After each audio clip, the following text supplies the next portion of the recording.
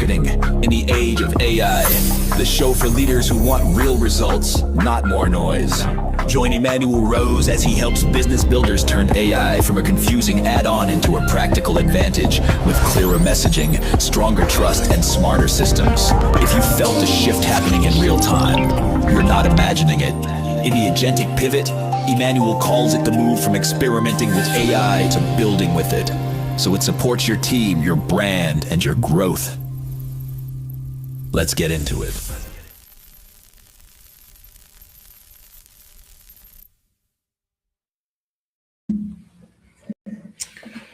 Today, SpaceX is public. The biggest IPO in stock market history, a target valuation near 1.8 trillion and about 75 billion raised in a single day. And here's the part that should stop every marketer cold. The company built almost none of that with advertising. No big media budget, no agency of record running a national campaign. The growth engine was one man and the audience he owns. Elon Musk is the marketing department. So today we pull that apart because the model that built $1 trillion company is the same model quietly losing Tesla billions. Same design, two very different outcomes. First got a sense of this watching Richard Branson and the way that he would be the daredevil and bring attention to his projects. And I wrote a book called The Social Media Edge, which talked about the social CEO and how the CEO has to be the face of the brand in today's marketplace, because that is what builds trust with Gen Z and the millennials. And so with that in mind, that's why I created these podcasts, was to be the face of my brands, Strategic Marketing, Spec Kitty, and the other projects I'm involved in. And it was not how I was trained as a business person, but it is how business is transacted in this modern time. Welcome in, and I'm glad to have you here. I'm Emmanuel Rose, and this is Marketing in the Age of AI. 30 plus years in this work, and I've never seen a clearer lesson sitting in plain sight than the one in today's massive IPO. Here's what we cover. Number one, what the SpaceX IPO actually is and why the marketing story matters as much as the stock story. 75 billion is pretty impressive. Two, the players, SpaceX, Tesla, X, and the founder-led movement you're already a part of. Number three, the numbers that matter with a so what on each one. Four, my hot take, the marketer's angle, and a playbook you can start this week or this weekend. What is the SpaceX IPO and why now? Well, let me set the table. SpaceX filed quietly with the SEC in April of this year. The public prospectus landed May 20th, and today, June 12th, it lists on the NASDAQ under the ticker SPCX. The numbers are the kind you have to read a few times. A valuation almost at 1.8 trillion. And around 75 billion raised at $135 a share. The largest IPO anyone's done in this country for sure. Now, most people are reading this as a rocket story. I want you to read it as a marketing story, because here's the truth underneath SpaceX, Tesla, and X. They were all built with almost no traditional advertising. The attention came from the founder. The stunts, the posts, the statement, the launches, people watched live. One person generated demand at the scale most companies need a 9-figure budget to fake. Think about how strange that is. Most companies this size spend hundreds of millions a year just to stay top of mind. They buy Super Bowl spots, they run airport billboards, they keep an agency on retainer to manufacture attention. And here's a company about to be worth more than any other IPO in history, and that line item is close to nothing. That's not luck, that's design. Somebody decided years ago that the founder would be the brand, the spokesman, the press release, and the media channel all in one. And for a long stretch, it's worked better than anything money could buy. So, why does this matter right now, this quarter, for you? Two reasons.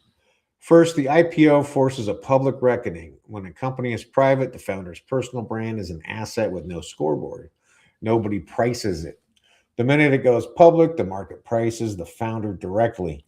The risk becomes real in dollars on a screen every single day. That's never happened at this scale before. So we get to watch this experiment live. Second, look at how this deal is actually built. The prospectus shows Musk keeping about 85% of the voting power while owning roughly 42% of the company. Dual class shares. You can buy in, but you get almost no say in how it's run. Let's look at what that means. Investors are being asked to hand over $75 billion for a company that is on purpose inseparable from one human being. The person is the product, the marketing, and the control all in one. So the question on the table today is the rocket company good? It's bigger than that. Can you build a company that is completely fused to one person? And is that strength or is that a fault line? That's the question every founder-led brand is really asking, and I'm hoping including yours. Here's the key players. 4 players in this story. Each one teaches a different piece.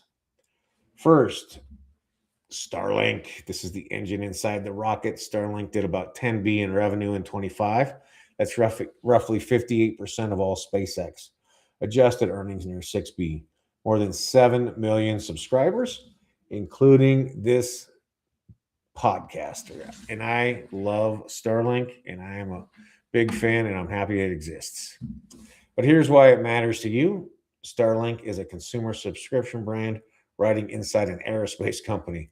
It's the proof that the attention Musk generate actually converts into recurring revenue. The eyeballs become subscribers. The fame becomes a monthly bill that millions of people pay without blinking. That's the whole game, and that's the Starlink receipt. Second, Tesla. The original proof of the no ad model, Tesla sold cars in 2020 with $0 spent on paid ads. Zero. A physical product, a high price decision, and they moved it without buying a single ad. For a long time, that was the most copied marketing case in the world. Every founder wanted to sell like that. It's also our cautionary tale today. Hold that thought because we come back to Tesla hard in a few minutes. Third is X, the old Twitter. This is the megaphone, and it's the reason the whole thing scales. Musk is the most followed person on the platform, almost 240 million followers as of May, and he has the only account over 200 million followers. He grew from around 70 million back in January 2022. Think about what that is. He owns the distribution, he owns the channel, he never has to rent attention because he built attention he controls. When most of us want to reach, we pay a platform for it. The second we stop paying for it, the reach stops. He just posts and the audience is already there. That's the dream that every brand, every company is quietly chasing. Fourth, and this is the one I want you to sit with, the founder-led marketing movement has risks. Musk is the extreme edge of something that is now mainstream B2B. Named humans outperforming brand logos. Real experts performing faceless company pages. You're already in this movement, whether you named it or not. The only question is whether you're doing it on purpose with a plan or by accident. Here are the numbers that matter. Let me give you the numbers and so what on each one, because the numbers alone don't pay you. The interpretation does. Number one, 1.77 trillion valuation, 7 billion raised, the largest IPO in history. So what? The single biggest financial event of the year was built on a marketing model with almost no ad budget. Attention was the asset, not media spend, but attention. Number two, 239.9 million followers. The most followed person on X and the only account over 200 million. So what? Owned audience at that scale replaces the media budget. The founder isn't promoting the channel. The founder is the channel. You cannot buy that. You can only build it over years, and it becomes quite an asset. Number three, $0 on Tesla paid advertising in 2020. So what?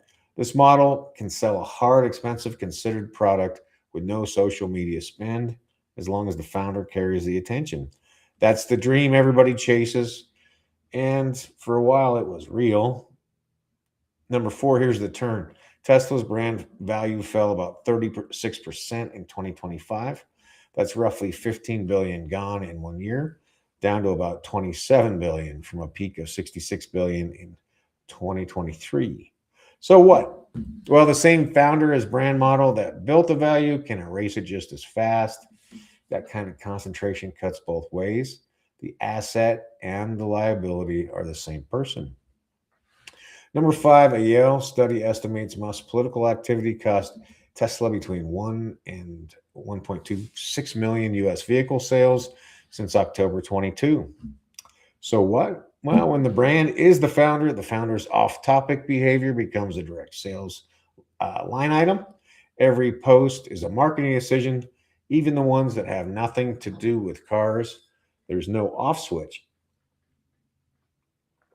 Number six, 99% of executives thought leadership matters. 99% of executives say that thought leadership matters when they evaluate a company. 73% say it's more trustworthy than marketing materials. So what? This founder-led thing is not a Musk quirk. The buyers you're selling to already trust a named human over a brand logo. That's your opening. You don't need 239 million followers to use it. You need a few thousand of the right ones. And here's my hot take. Here's where I plant my flag. Elon Musk is no longer a marketing role model. He's a warning label. For 15 years, our whole industry held up the no ad, founder as brand playbook as pure genius. And the early part was, but the 2026 data tells you the model has a ceiling and it has a cliff. Tesla's brand value is down to about 27B from a peak of 66B. BYD passed Tesla as the world's top EV maker last year. Yale ties 7 figures of lost U.S. sales to the founder's politics. And in the Axios Harris reputation poll, Tesla landed near the very bottom on trust, ethics, citizenship, and character. So here's the line I want you to take home. The genius and the damage came from the exact same design choice. Tying everything to one person is what made the attention free. It's also what made the risk uncontrollable. You don't get one without the other. You can't buy the upside and decline the downside. They ship together. Most founders want the genius and pretend the cliff isn't attached. It is attached. It's always attached.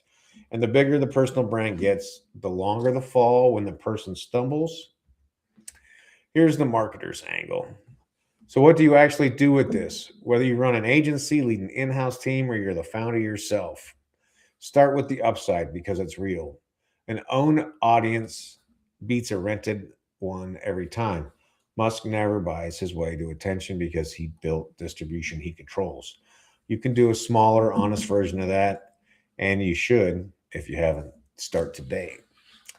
And the B2B data backs it very clearly. 99% of executives weigh thought leadership when they pick a vendor.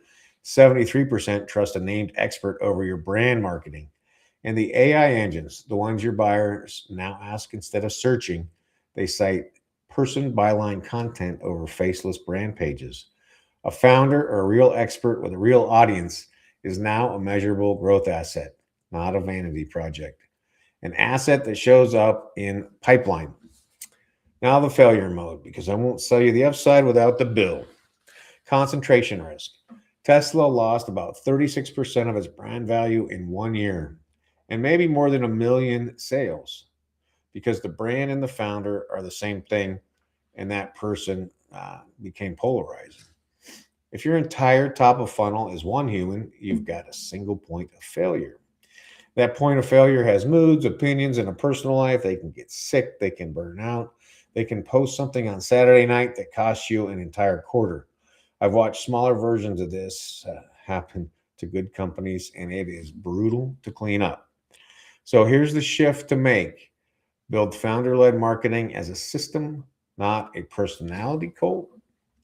Develop more than one credible voice on the team. Document the method so it outlives any single person, and keep your value proposition strong enough to stand on its own. So if the founder goes quiet or goes off script, you still have a message. The last part is exactly what Tesla skipped. They built the personality and never built the off-ramp. Don't make that trade. Here's the practical application. Let me hand you something you can start immediately. A founder-led marketing starter system that grabs the upside without betting the company on one person. 6 steps. Step 1, pick the face, plural. Choose 2 named humans, not one. Your founder or CEO plus a second subject matter expert. 2 voices, no single point of failure. If one goes quiet, the other carries the audience. Step 2, define the lane. Write 1 sentence for each person, the specific problem they're known for solving. Keep it on the business and off the politics.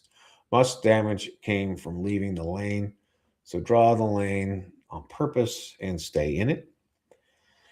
Step 3, mine what you already have. Pull your past webinars, your sales calls, your internal docs. Find the 10 strongest opinions these experts already hold. Use an AI tool to turn each one of them into a short post, draft in that person's voice. Then the expert edits it, approves it. Human in the loop always. The AI does the typing. The human owns the point of view. Step 4, publish on your own ground. Post from the person's account, not just the company page. Person byline content earns more trust, and it gets pulled into AI answers more often. The named human is the unit that travels now. So lead with the name. Measure the founder channel like a channel. Track engagement, inbound questions, and pipeline from those named accounts against your paid spend. If the founder channel costs less per real conversation, move budget to it. Treat your people as media and hold them to the same scorecard. Step 6, write the off-ramp. Document the method and the message so your value proposition stands without any one person. That single step is the one Tesla never wrote, and it's the cheapest insurance you'll ever buy. Do these 6 things and you've got the Musk upside with a seatbelt on. The Social Media Edge is a book that I wrote to support the CEO founder as the lead influencer of a brand. It also outlines how the company can support the CEO campaigns. The book, The Social Media Edge, is available on Amazon.com and EmmanuelRose.com. Here's the one line I want you to carry out of here. Build an audience you own. Don't bet the company on one person's mood. That's the whole lesson of today's IPO, said plainly. The owned audience is the gift. The single point of failure is the trap. Take one and refuse the other. If you want help building founder-led marketing the correct way with a system and a seatbelt, that's exactly what we do at Strategic Marketing. Reach out. I'll point you at the playbook, no strings attached. And I want next week's questions to come from you. Find me on LinkedIn. Tell me the one place your marketing leans too hard on a single person and what you're afraid would happen if they walked. I'll answer the best one on the show. I hope you got real value out of this show today, and I appreciate you spending time with me as always. I'm open to comments and constructive criticism. You know someone whose whole brand rides on one founder, send them the episode they need it. Look forward to seeing you soon. Thanks for listening to Marketing in the Age of AI. Be sure to subscribe wherever you heard this podcast so you never miss a future episode. Your copy of Authentic Marketing in the Age of AI is available at Amazon.com or EmmanuelRose.com. You can also connect with Emmanuel on LinkedIn. Thanks again for listening, and we'll see you next time.